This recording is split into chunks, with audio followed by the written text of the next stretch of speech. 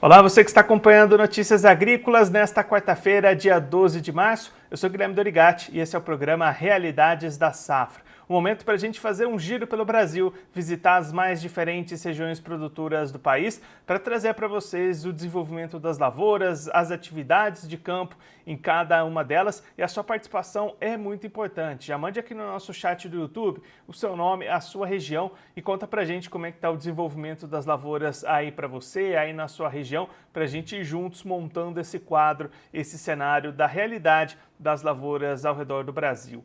Uma outra forma de participar é enviando a sua imagem, a sua foto, o seu vídeo aqui pra gente, mostrando como é que estão as lavouras aí para você, como fizeram alguns produtores que a gente vai exibir neste momento, começando pelo Antônio José Tondato, ele é lá de Cândido Mota, em São Paulo, mandou essas imagens, colheita da soja avançando na região do interior de São Paulo e, ao mesmo tempo, plantio da segunda safra de milho indo atrás, lavouras sendo colhidas, já sendo plantadas. O Antônio esteve com a gente há alguns dias mostrando essa realidade das atividades lá em Cândido Mota, no estado de São Paulo. Outro que mandou imagens aqui pra gente foi o Carlos Pasquini, de Tangará da Serra, no Mato Grosso.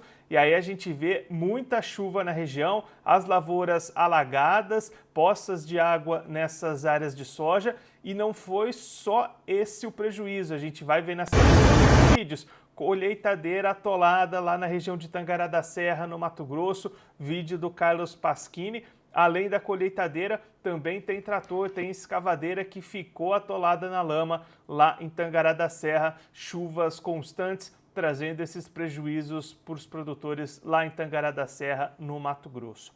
Você também pode participar aqui com a gente e mandar a sua foto, a sua imagem, o seu vídeo aqui para o Realidades da Safra. Para isso é muito fácil, tem dois caminhos. Você pode mandar para o Instagram oficial do NA, que é o @Notícias Agrícolas, ou também para o nosso WhatsApp. O número é esse que está aparecendo aí na sua tela, é o 19 99767 0241. 19 99767 0241, WhatsApp do Notícias Agrícolas, para você mandar a sua imagem, a sua foto, o seu vídeo, compartilhar com a gente o desenvolvimento das atividades aí na sua região.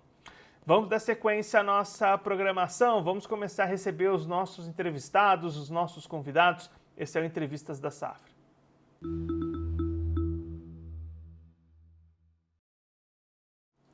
Primeira parada vai ser lá na região de Itambé, no estado do Paraná. Vamos receber o Nivaldo Forastieri, produtor rural, diretor da Forester Agro. Nivaldo já está aqui conosco. Nivaldo, seja muito bem-vindo, é sempre um prazer tê-lo aqui no Notícias Agrícolas.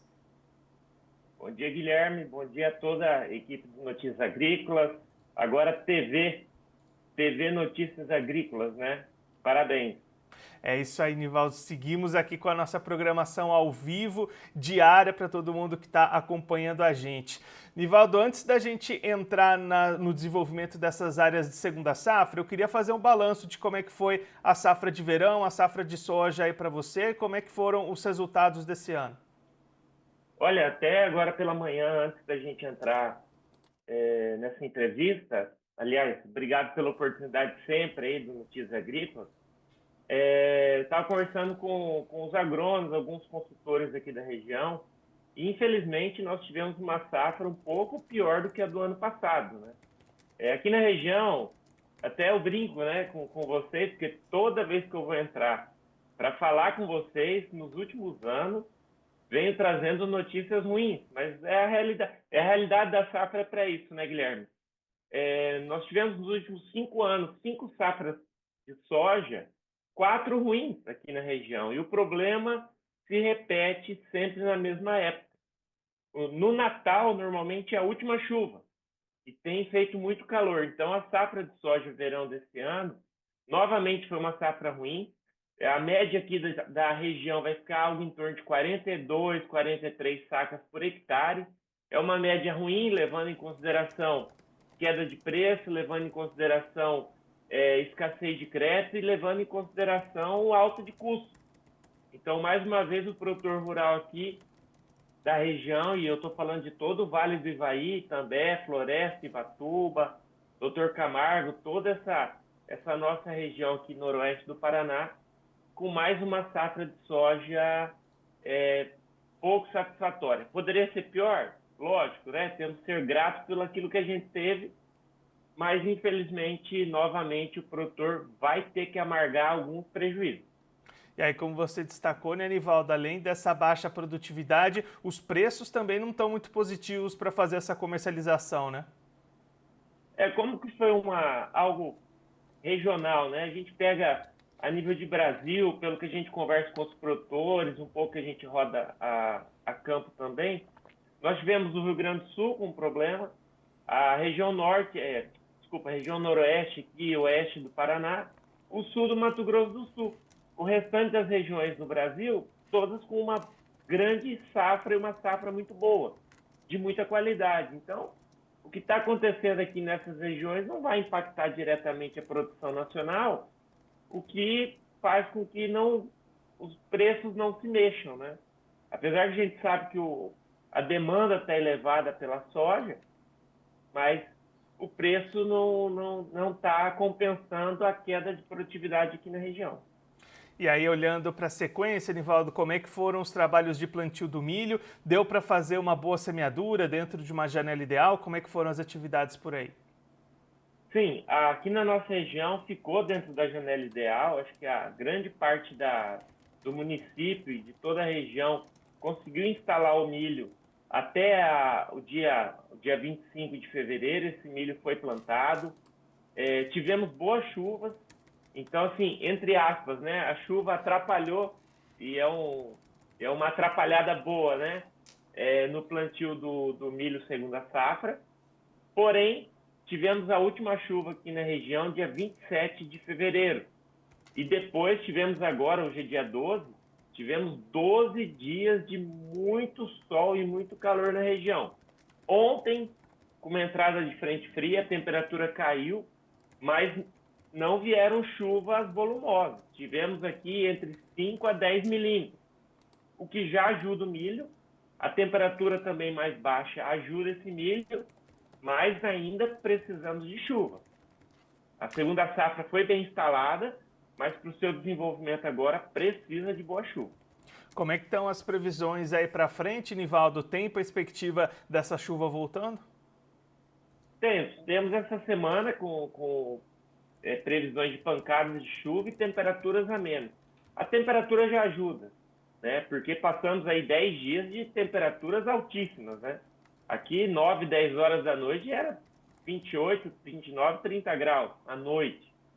Então, a temperatura já está mais amena. Temos algumas previsões de chuva para essa semana, pancada. Então, pedimos a Deus e que essa chuva venha mesmo para consolidar um arranque inicial para o milho, que dê aí um suporte na planta, né? Aqui temos bastante lavouras aqui na região com milho já querendo iniciar o pendoamento, o que requer alta demanda por água. Se a gente pensar em pragas, em doenças, Nivaldo, como é que está esse cenário nesse ano por aí? Tá tranquilo, tranquilo assim, o produtor tem feito sua parte. Então, o produtor calendarizou a aplicação de inseticida, calendarizou a aplicação de fungicida, o produtor tem feito um bom investimento, porque nós temos um horizonte de bons preços de milho, então o produtor, já que, mais uma vez, amarga aí um prejuízo, uma safra de soja ruim, o produtor ele é um esperançoso nato, né? Então, o produtor, ele coloca suas esperanças nessa segunda safra de milho e por isso que ele fez os bons investimentos, tanto como adubação de base, boa semente, a parte de inseticida está sendo feito de forma muito precisa para o produtor, então não temos relatos de ataque de percevejo, cigarrinha, o produtor está sabendo manejar ela com bons materiais e também aplicações de forma correta. Então, a parte do produtor está sendo feita, Guilherme. Agora depende só do clima. E o produtor depositando suas esperanças numa boa safra de milho.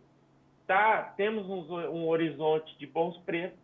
Então, é isso que traz um alento aí para o produtor da região, com as suas esperanças renovadas novamente para essa safra de milho que, se Deus quiser, vai ser uma safra muito boa. Olhando justamente para esse cenário de preços, Nivaldo, como é que está esse momento de comercialização pensando na safra de milho? Olha, o custo do milho não é. Nada está barato hoje no agronegócio e na agricultura, né? Tá tudo. Nós tivemos as escaladas dos custos aí durante a pandemia e esses custos não voltaram. Eles continuam altos, né? Porém, agora, com essa subida no preço do milho, temos sim um horizonte de boas margens, né? Para compensar esses anos que vêm ruins. Logicamente que uma segunda safra boa de milho não vai tapar tudo aquilo que o produtor teve de prejuízo nesses anos. Mas é um alento aí, é o produtor tentando fazer caixa, recuperar essa gordura para permanecer na atividade. Temos visto aqui na região muita gente saindo da atividade e, enfim, e não é isso que a economia precisa, né? A economia precisa de muitos produtores para girar aí a roda do agronegócio. Nivaldo, muito obrigado pela sua participação, por ajudar a gente a entender melhor todo esse cenário. Se você quiser deixar mais algum recado, destacar mais algum ponto, pode ficar à vontade.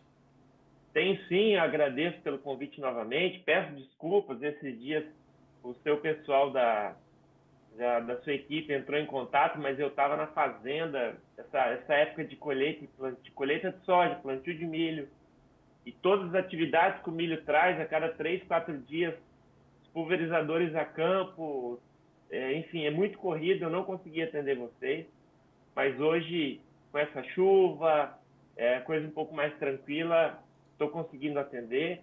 E o recado é para todos os produtores, um grande abraço. Realmente, a agricultura e o agronegócio passa por momentos difíceis, desafiadores, onde a gente tem uma convergência, pelo menos nas regiões afetadas por clima, né, de cenários de baixa produtividade, queda de preço, e a gente já tem notado recurso escasso. Então, o produtor já procura banco, não tem horizonte de custeio, dinheiro muito caro, então isso vai impactar também aí nessa continuação dos trabalhos, mas o produtor, ele renova suas esperanças e precisamos sim que, né, toda a estrutura da economia e do governo olhe para a agricultura, assim esperamos que olhe de uma forma boa, né? E veja que realmente o cenário, principalmente no sul do país, é um cenário que precisa um pouco mais de atenção aí do Ministério da Agricultura, enfim, das empresas do agronegócio. E deixar um abraço para todo mundo e pedir para o pessoal seguir o nosso escritório lá, forester.com.br, olhar também um pouquinho da nossa atividade fora da porteira. Um grande abraço. Nivaldo, mais uma vez, muito obrigado. A gente deixa aqui o convite para você voltar mais vezes, a gente seguir acompanhando essa safra de milho aí na região. Um abraço para você, para todo mundo aí da sua família que estão sempre ligados e acompanhando notícias agrícolas. Até a próxima. Um abraço. Esse é o Nivaldo Forastieri, produtor rural, diretor da Forester Agro, conversou com a gente para mostrar um pouquinho esse cenário das lavouras lá na região de Itambé, no estado do Paraná. Colheita da soja encerrada com resultados menores do que aquilo que era esperado, menores até do que os registrados na safra passada, médias entre 42 e 43 sacas por hectare, refletindo as dificuldades com o clima, especialmente naquele período do final de 2024, ali entre o Natal e o Ano Novo. Agora, olhando para a safra de milho, o plantio foi realizado dentro de uma janela positiva, com boas chuvas, mas depois do término do plantio, cerca de 12 dias sem precipitações na região, altas temperaturas, isso começou a trazer algum impacto para essas áreas, mas ontem essas temperaturas já baixaram, tiveram alguns pontos localizados de chuva, expectativa de novas precipitações para essa semana, o que pode ajudar o desenvolvimento dessas áreas de milho lá na região de Itambé. Olhando para o mercado, o Nivaldo destacando um cenário difícil para a comercialização da soja,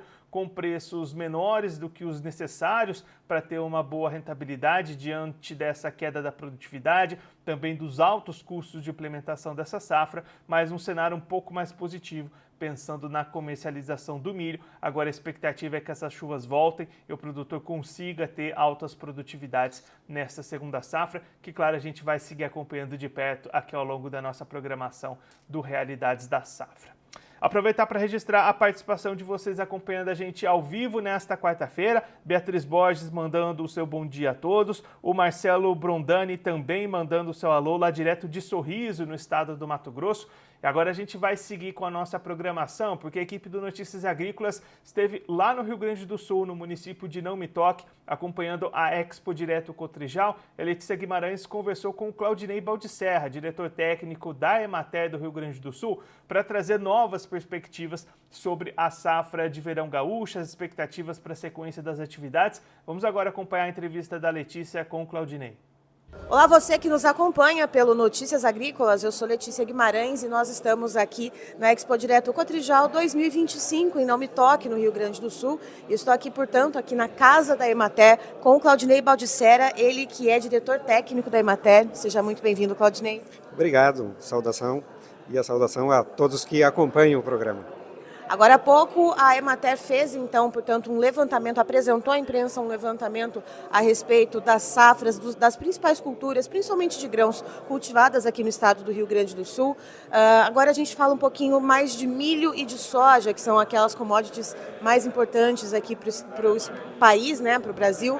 Claudinei, eu queria que você trouxesse um pouco das informações a respeito da safra de milho. O Rio Grande do Sul, ele tem na safra de verão, né, no conjunto da safra de verão, a produção de milho, a produção de soja, arroz e feijão, mas especialmente o milho, que é um grão extremamente importante, não só para o Rio Grande do Sul, mas para todo o Brasil. Nós temos uma área, a estimativa que a Emater acaba de apresentar, muito próxima a 700 mil hectares cultivados. Uma estimativa inicial que para essa safra ela era superior, ela era quase 750 mil hectares, então, em razão das questões climáticas, em razão da programação do agricultor, do produtor, essa área então se reduz para 698 mil hectares, muito próximo de 700 mil hectares, e muito embora o estado do Rio Grande do Sul, com o cenário de estiagem, na cultura do milho, por ser uma cultura que o produtor posicionou ela bem, na janela temporal adequada, tão logo aberto o zoneamento agroclimático que permite o plantio, as lavouras foram instaladas e a desenvoltura das lavouras de milho, no geral, elas foram bem, principalmente nas regiões mais produtoras, inclusive apresentando resultados muito superiores àquilo que os próprios produtores alcançavam e o próprio Estado alcançava.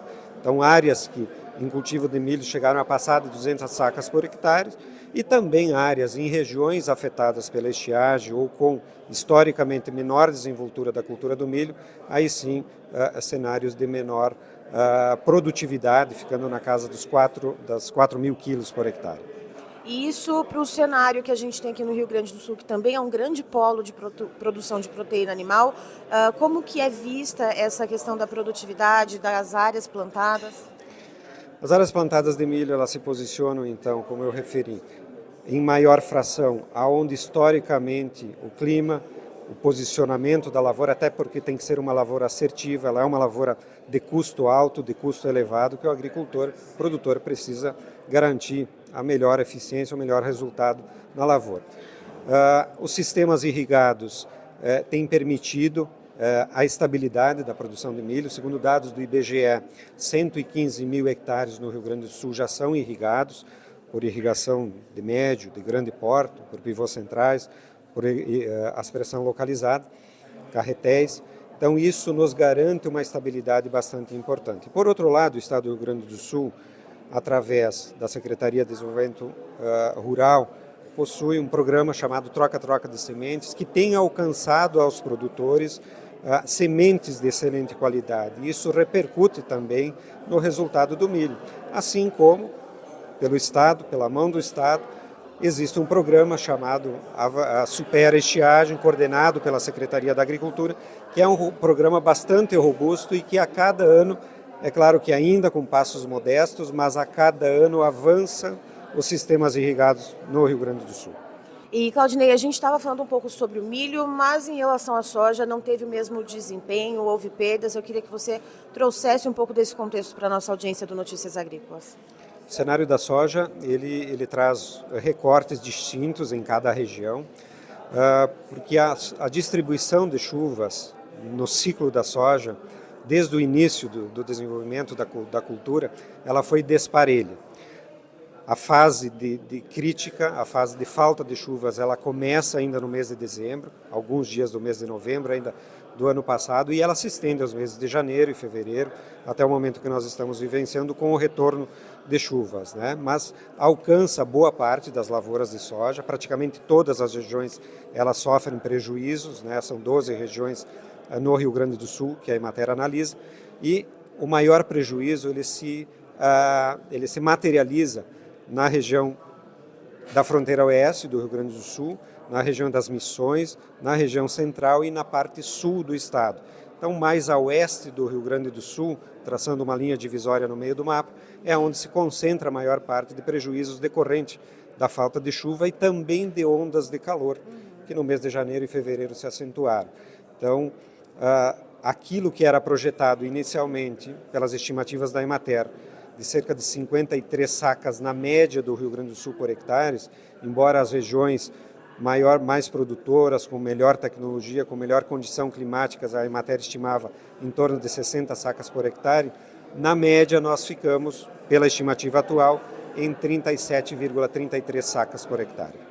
E, Claudinei, apesar da gente estar falando de um contexto de estresse hídrico, de escassez de chuva, de altas temperaturas, eu queria entender como é que as chuvas, as tempestades e enchentes do final de 2023 e de maio de 2024, como que isso também contribuiu para o impacto para que as terras ficassem mais suscetíveis a esse tipo de situação e trouxesse, por exemplo, a perda da soja? Nós tivemos principalmente 3 episódios, que foi em 2023, 2 episódios mais localizados, mas com danos importantes e significativos nas regiões que foram alcançadas. E em maio de 2024, então, a grande calamidade que alcança mais de 400 municípios do Rio Grande do Sul, muitos deles com os decretos de calamidade, então quase 100 municípios em que os danos às infraestruturas, mas danos especificamente em solos, foram bastante abrangentes. Em todo o estado do Rio Grande do Sul, a Emater levantou cerca de 2,7 milhões de hectares, com danos de toda a monta, desde danos estruturais, com camadas erosivas profundas, né, causadas pela força da água, pela enchente, pelos deslizamentos, até danos de erosão superficial, né.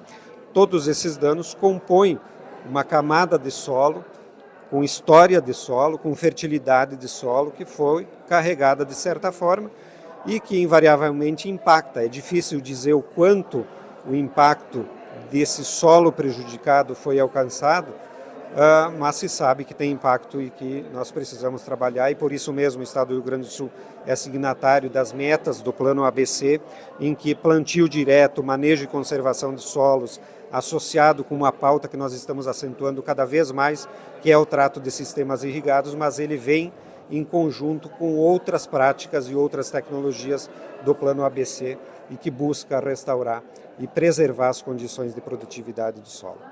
E por falar em avanços, Claudinei, só para finalizar, a gente estava falando aqui dos levantamentos que foram apresentados, mas eu queria te perguntar dos 70 anos da Emater. É muito tempo de história, são 7 décadas. Eu queria entender um pouco, na sua visão, nesses 70 anos, o que veio de mais evolutivo para a agricultura do Rio Grande do Sul e do trabalho da Emater junto ao produtor gaúcho?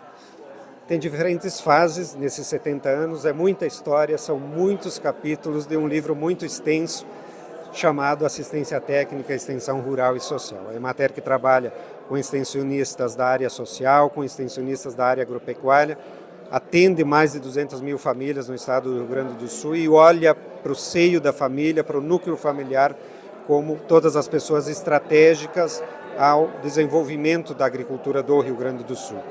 Temos na juventude rural, na sucessão familiar, um desafio muito grande.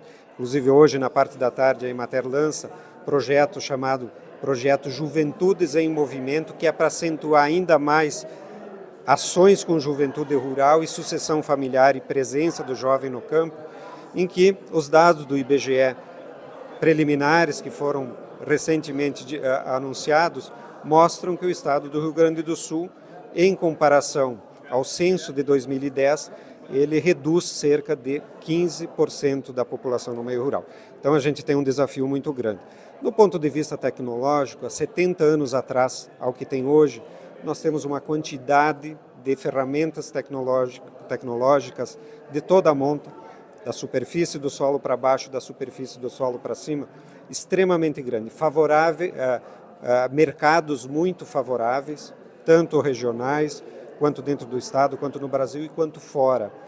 E especialmente a questão dos desafios climáticos. A Emater ela tem se preparado e preparados os seus técnicos para trabalhar com os desafios que o clima traz e trabalhar cada vez mais preservando as questões do meio ambiente que garantem a produção de alimentos e a estabilidade agroalimentar que é importante para toda a população. É isso, estivemos com o Claudinei Baldissera, ele que é diretor técnico da Emater. Eu encerro por aqui, já tem mais informação para você. Notícias Agrícolas, a informação agro-relevante e conectada.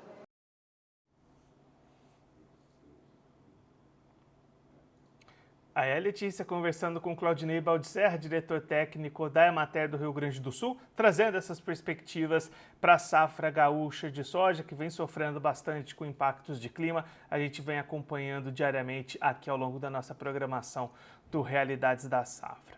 Vamos dar sequência à nossa programação. Vamos agora trazer algumas notícias importantes sobre o desenvolvimento de lavouras, de culturas, dos mais diferentes setores da agricultura brasileira. Esse é o Notícias da Safra.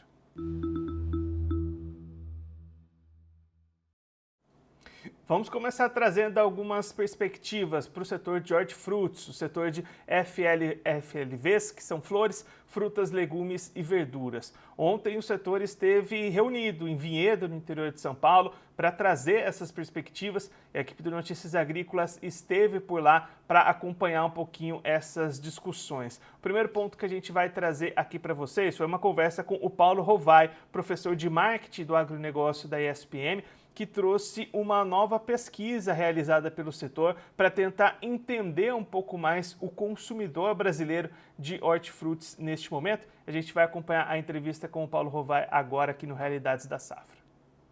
Olá, você ligado no Notícias Agrícolas, estamos aqui em Vinhedo, interior de São Paulo, para entender um pouquinho melhor o cenário do consumidor de FLVs aqui no Brasil. Para conversar com a gente sobre esse assunto, Paulo Rovai, professor de marketing do agronegócio na ESPM. Paulo, que panorama, que cenário a gente pode fazer hoje do consumidor brasileiro de hortifrutis, de FLVs? Bom dia primeiro de tudo, muito bom falar com Notícias Agrícolas, eu acompanho. Essa pesquisa, ela é a primeira pesquisa que está sendo feita, pelo menos que ela seja uma pesquisa aberta a todos, com o consumidor final de flores, frutas, verduras e legumes. Então, a gente fez uma parceria com a Fruto Agrointeligência, porque eles acompanham o produtor, mas eles não têm a informação do consumidor final, que é a nossa especialidade, né? Então, nessa pesquisa, a gente procurou entender. Primeiro, essa pesquisa ela é feita com quem consome. Ela não é uma pesquisa feita com quem não consome, que seria uma outra lógica de questionário e seria uma amostra que teria que ser igual. A gente tem 1.324 respostas na pesquisa que a gente apresenta hoje. E aqui a gente procurou entender, principalmente, qual é a frequência que as pessoas consomem, né? Em que ocasiões elas consomem. Então, a gente vê, por exemplo, que frutas você consome em várias ocasiões ao longo do dia. Legumes e verduras você consome em duas situações. Ou você consome no almoço ou você consome no jantar. Se você não consumiu nessas duas ocasiões, você não consome mais. Então, uma das formas importantes de você aumentar o teu volume é buscar outras ocasiões de consumo, tá? Então, por exemplo, se você pegar a Kellogg's, tá? A Kellogg's dominou a ocasião de consumo no café da manhã. O slogan dela é Bom Dia com Kellogg's. Você acha Kellogg's aonde no supermercado? Na seção de matinais. Então, o que você diz para o seu consumidor é que, basicamente, se ele não comeu no café da manhã, ele não come mais. Eu sou da época que Coca-Cola se tomava no domingo no almoço, né? Se eles não tivessem ampliado a ocasião de consumo, o volume provavelmente ia ser menor. Então, isso que a gente procura entender, quais são as ocasiões de consumo, as condições de consumo de flores. Flores têm um grande desafio que é fazer parte do dia a dia. A flor é para ocasiões muito especiais, né? Então é meio uma situação muito esporádica. E aí a gente também vai falar de quais são as barreiras, quais são as oportunidades, quem são os seus aliados. Por exemplo, a gente vê que para flores, para frutas, legumes e verduras, né, quem mais tem capacidade de influenciar é o nutricionista, mais que o médico. O nutricionista é o que põe o produto no seu prato, né? E outra coisa também que a gente vai falar aqui, logo no começo, é questão de lembrança. Qual é a primeira flor que você lembra? Qual é a primeira verdura que você lembra? Por que a gente faz isso, né? Porque existe uma correlação, de maneira geral, no consumo, de que o que é mais lembrado também é o que é mais vendido. E se você não lembra, não está no seu carrinho de compras. Então, saber se você é lembrado ou não é muito importante para saber com que força você pode estar no carrinho.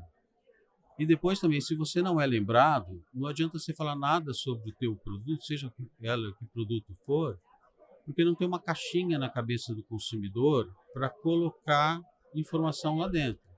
Então, se falar XYZ é saudável, não tem uma caixinha para fazer essa associação, né? Então, a gente vai falar dessa questão de lembrança, que é muito importante. E também esse é um mercado que a gente ouve muito falar, que fala, eu não tenho marca, eu não tenho nem embalagem. E uma das perguntas que a gente fez é, qual é a primeira marca associada a essas categorias que vem à sua cabeça? Metade das pessoas lembraram de pelo menos uma marca. Então, isso é uma coisa que pode ser feita, né? E também nessa questão de marca, né, a gente fala muito de commodity. Eu costumo citar muito uma frase que é uma laranja é uma laranja é uma laranja. Super commodity, né? A não ser que ela seja Sunkist, um nome que 80% dos consumidores americanos conhecem e confiam. Estava no relatório anual do CEO da Sunkist na época, né?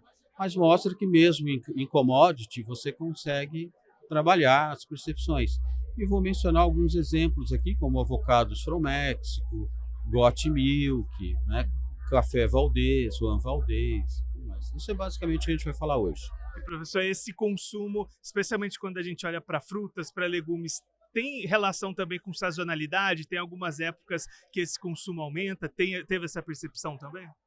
A gente não perguntou exatamente assim, a gente perguntou quais são as barreiras que você tem ou o que te levaria a consumir mais. Sazonalidade, sem dúvida, acaba influenciando, mas hoje a pesquisa, a gente está apresentando uma primeira leitura, mas a gente tem dados suficientes para fazer vários cruzamentos.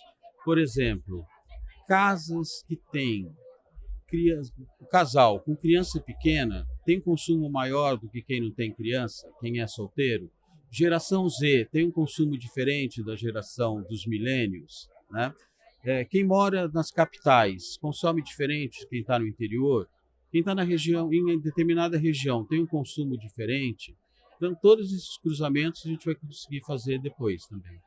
Se a gente pensar em aumentar esse consumo aqui no Brasil, quais que são alguns caminhos que pode se obter através dessa pesquisa para a gente conseguir ampliar esse consumo? Tá, uma delas, por exemplo, é a questão de pensar em ocasiões de consumo. Você consegue aumentar, se você consegue estar presente mais vezes ao longo do dia. Uma das coisas que vai ser interessante é assim, frutas faz isso muito bem. O que legumes e verduras pode olhar para eles e falar como é que eu poderia talvez me adaptar, o que eles fizeram que eu posso conhecer? É a facilidade de levar para algum lugar? É hábito? Como é que eu faço isso? Outras formas de aumentar também, você vai ver, por exemplo, lá entre barreiras, acaba sendo um item importante, esquecimento. O que me diz isso? Não é o primeiro item que eu compro quando eu vou no supermercado, não é a primeira coisa que está na minha cabeça. Então, se você trabalha, por exemplo, assinatura, é uma forma de você aumentar o consumo, né? Para flores, por exemplo, você vai ver que flores, além das pessoas pensarem nisso em ocasiões muito específicas, né? Ela compra flor principalmente em floricultura especializada. eu estava outro dia montando os resultados com a minha esposa e ela falou uma frase que eu achei muito interessante. Ela falou assim: flor não cruza o meu caminho, né? Então, mas se a flor tivesse presente em outros lugares, provavelmente ela compraria, né? Então, essas coisas todas são assim, ocasiões de consumo, onde você compra, onde que as pessoas têm hábito de comprar. E até daí a importância da pesquisa, né, professor, para você saber esses caminhos, primeiro entender a cabeça desse consumidor. Eu acho que essa pesquisa ela tem duas coisas importantes. Primeiro, se ela trouxer algumas ideias novas para as pessoas, mas igualmente importante, se ela comprovar, agora com números, percepções que as pessoas já tinham. Eu falo, isso meio que eu já sabia. Tá, mas agora você tem números para isso.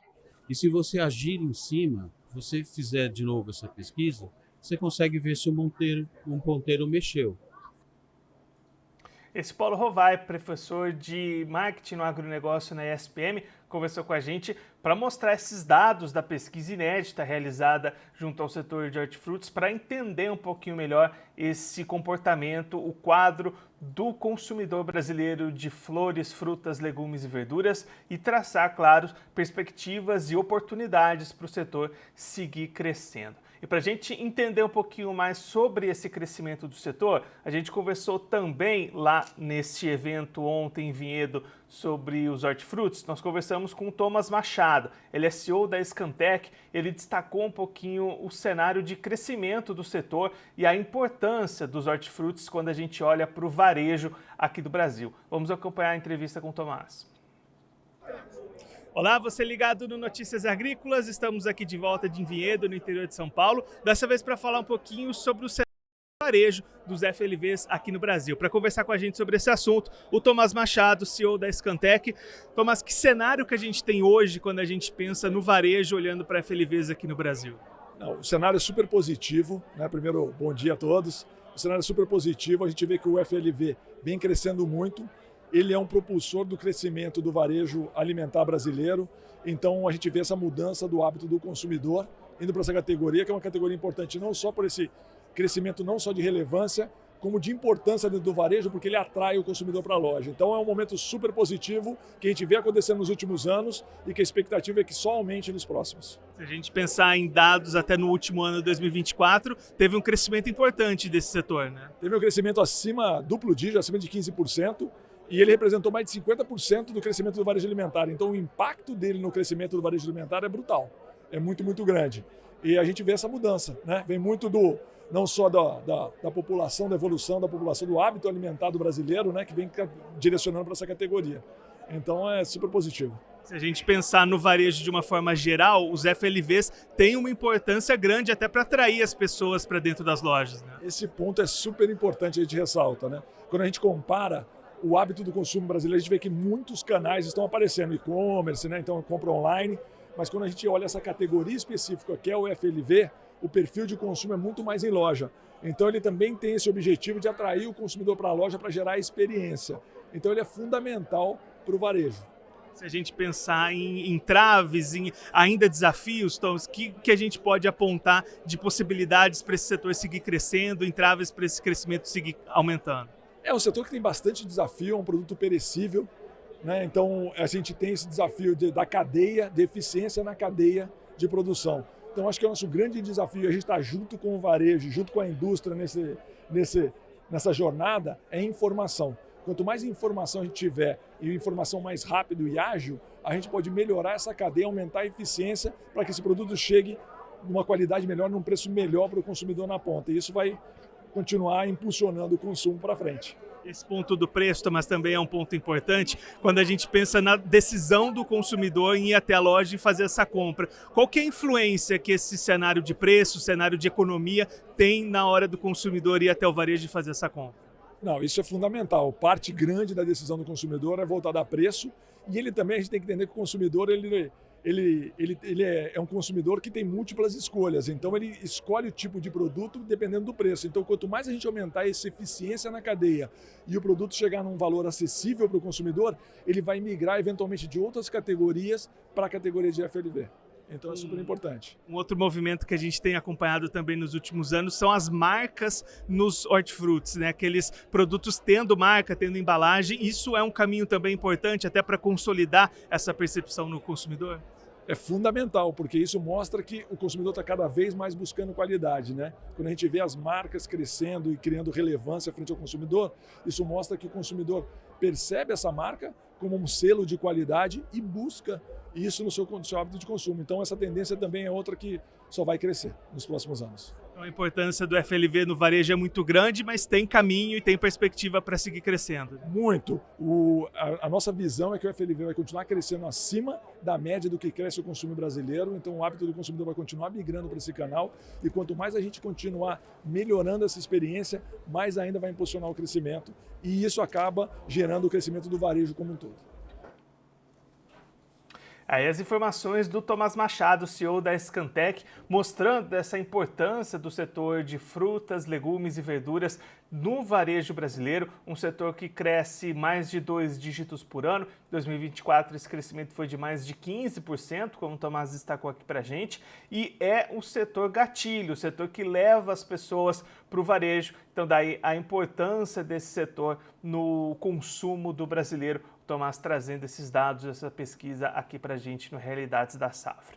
Outra liderança do setor de flores, frutas, legumes e verduras que esteve presente no evento em Vinhedo e conversou com Notícias Agrícolas foi a Valesca Oliveira Cirré. Ela é Country Manager da IFPA Brasil e destacou como é que tem sido esse começo de 2025 para o setor de hortifrutis e também essas perspectivas olhando para frente que mostram um futuro promissor para o setor. Vamos acompanhar a entrevista com a Valesca. Olá, você ligado no Notícias Agrícolas, voltamos aqui direto de Vinhedo, interior de São Paulo, para falar um pouquinho sobre o setor de hortifrutis, de FLVs, como é que está esse início de ano, as expectativas daqui para frente. Para isso, Valesca Oliveira Cirré, Country Manager da IFPA Brasil.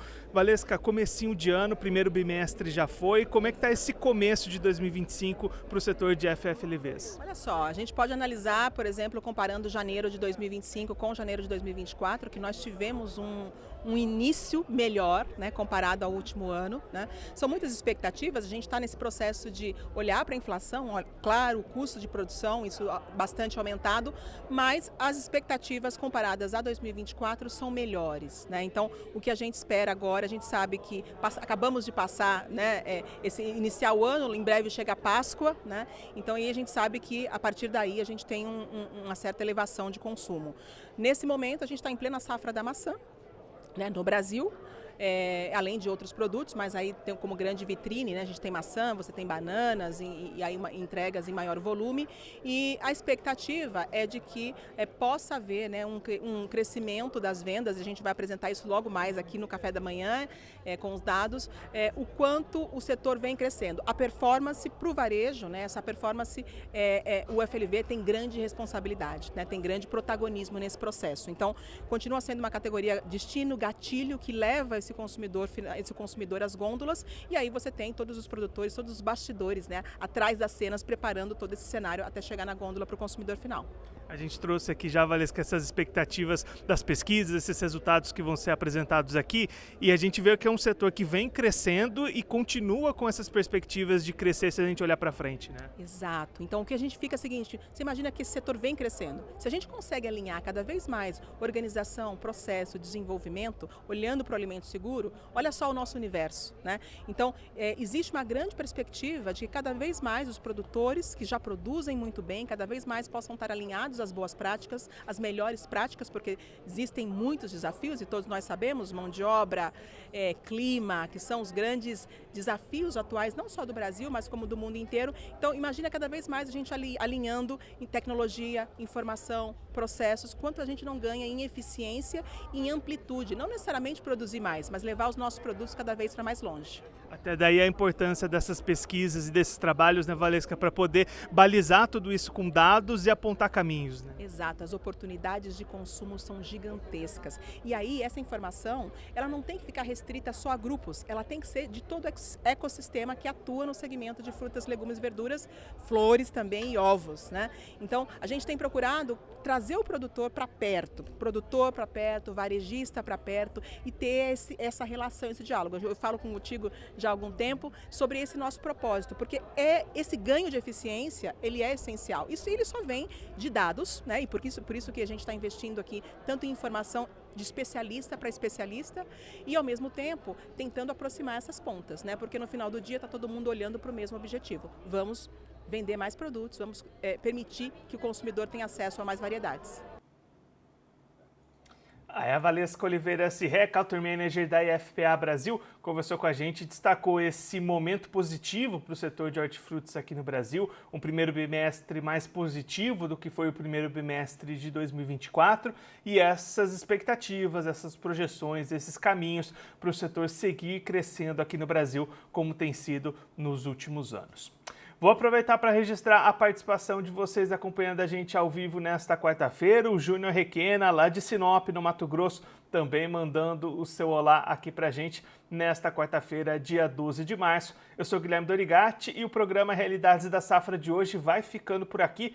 Mas daqui a pouquinho a nossa programação está de volta. Daqui a pouquinho o Erickson Cunha vai assumir a bancada da TVNA e vai conversar com o Denis Garcia, meteorologista da Meteorred, para destacar um pouquinho o que a gente pode esperar de clima, de tempo para os próximos dias. Então já começa a deixar sua pergunta aqui no nosso chat do YouTube, o seu nome, a sua região e o que você quer saber do tempo para os próximos dias, que daqui a pouquinho o Erickson e o Denis vão trazer todas essas expectativas da previsão do tempo para as regiões brasileiras aqui na TV do Notícias Agrícolas. Eu sou Guilherme Dorigatti, o Realidades da Safra de hoje vai ficando por aqui, mas daqui a pouquinho tem mais programação ao vivo para você acompanhar. Notícias Agrícolas, informação agro-relevante e conectada.